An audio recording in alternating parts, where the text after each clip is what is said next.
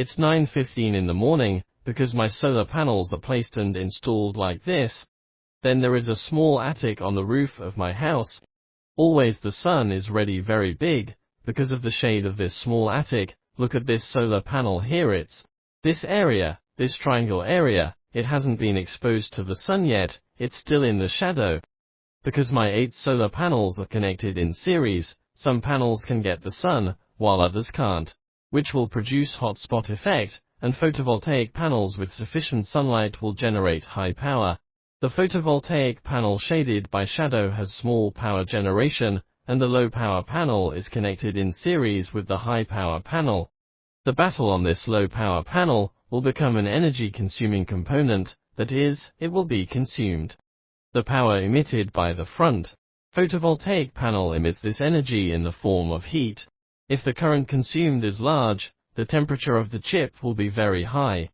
Over time, the photovoltaic panel will appeal the phenomenon that the chip turns yellow, or even burns black and burns through.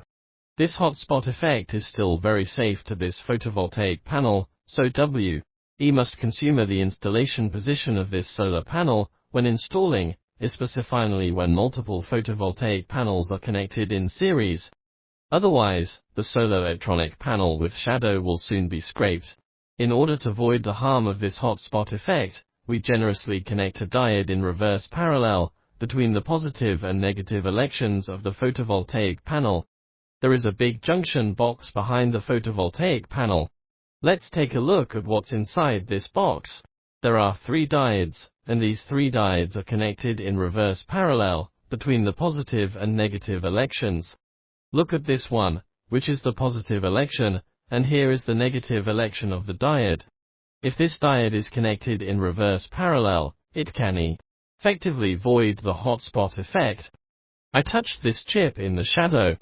Compared with other silicon wafers, it is extremely hot, so this is the hot spot effect.